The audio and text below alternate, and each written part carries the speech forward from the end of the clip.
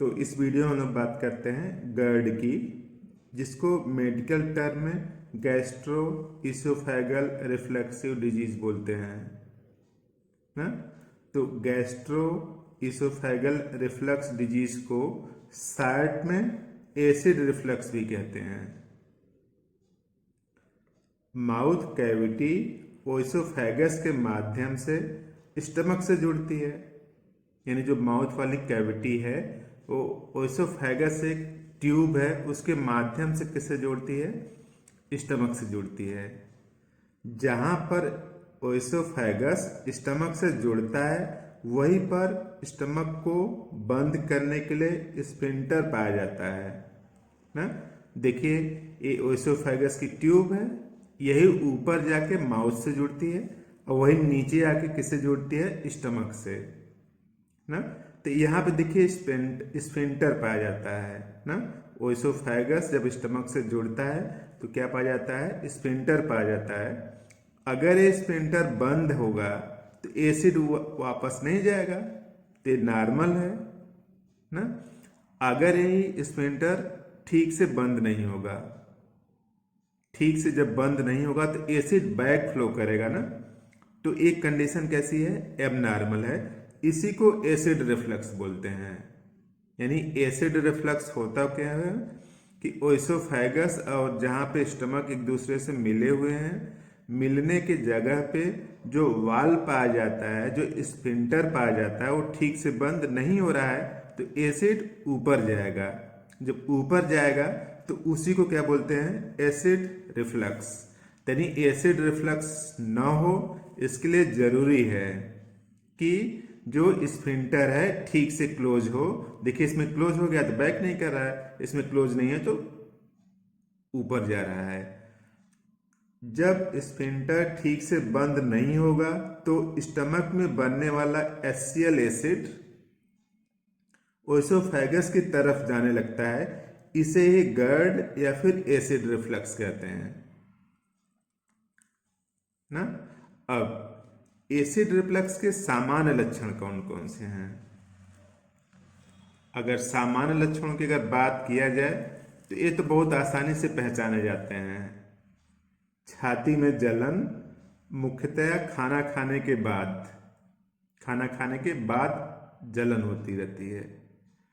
रात्रि में जलन और दर्द बढ़ सकता है।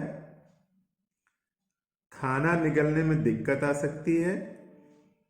पेट का अम्लीय पदार्थ मुख में आ जाना, जिससे कि मुख का स्वाद खट्टा हो जाता है। यानी बार बार पेट का अम्लीय पदार्थ मुख में आ जाता है और मुख का पूरा स्वाद खट्टा खट्टा हो जाता है। जैसे लगता है कि गले में कुछ रखा है। खाना जब खा लेते हैं तो जैसे लगता है कि गले में कुछ रखा है। इसलिए ऐसा लगता है कि जो ओइसोफेगस है ना, वो एसिड के कांटेक्ट में जब आता है तो उसमें अल्सर टाइप के बनने लगते हैं, घाव बन जाता है। तो ये सिम्टम्स हैं एसिड रिफ्लक्स के। क्या करें? नियत समय में ही भोजन करें। नियत समय में अगर भोजन करेंगे तो उस समय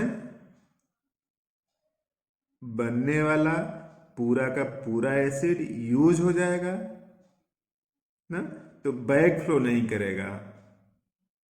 नॉर्मली जितने टाइम आप खाना खाते हैं, जैसे मान लीजिए 10 बजे खाना खाते हैं, तो उसी समय 10 बजे ही एसिड ज़्यादा मात्रा में बनता है, ठीक है। और अगर आप उसी समय खाना खा लेंगे तो जितना भी एसिड बना है पूरा पूरा यूज हो जाएगा। जब यूज हो जाएगा तो बैक फ्लो के लिए एसिड नहीं बचेगा, तो GERD जैसी समस्या नहीं आएगी।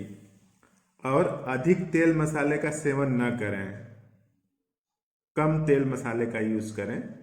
फाइबर युक्त भोज्य पदार्थ लें, यानी ऐसे भोज्य पदार्थ लें जिसमें फाइबर ज़्यादा हो। तो देखिए जो एसिड रिफ्लक्स है उसका सबसे अच्छा इलाज क्या है कि नियत समय पर भोजन करें, आपको एसिड रिफ्लक्स की समस्या नहीं होगी। अगर आप अनियमित तरीके से भोजन करते हैं, कभी 2 बजे खाया, कभी 1 बजे खाया, कभी 10 बजे खा लिया, कभी 11 बजे खा लिया, तो ये दिक्कत रहेगी और आप चाहे जितना ट्रीटमेंट करें। तो दिनचर्या को संतुलित रखना एकदम जरूरी है। होम्योपैथिक ट्रीटमेंट की अगर बात किया जाए तो 3 दवाइयाँ हैं, ये आपके एसिड रिफ्लक्स को कम करेंगी, ख़त्म करेंगी, लेकिन कंप्लीट निजात तभी मिलेगा जब दिनचर्या बैलेंस रहेगी। तो पहली दवा है कार्बोबेस्ट 200, डेली सुबह लें 4 गोली या 2 बूंद। दूसरी दवा है चिलिडोनियम क्यू, इसका मदर टिंचर आता है, 20 बूंद 3 टाइम 1 कप पानी में डालकर पिएं। और तीसरी दवा है नक्स बोमिका 30, डेली रात सोने से पहले 4 गोली लें। ये जो नक्स बोमिका 30 है, डेली रात सोने से पहले 4 गोली लें।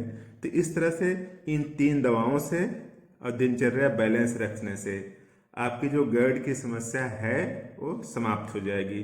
तो अगर आपको जानकारी समझ में आई, काम की लगी, तो इस चैनल को सब्सक्राइब कर दें, वीडियो को लाइक करें और फ्रेंड्स को भी शेयर करें। आपने पूरा वीडियो देखा, थैंक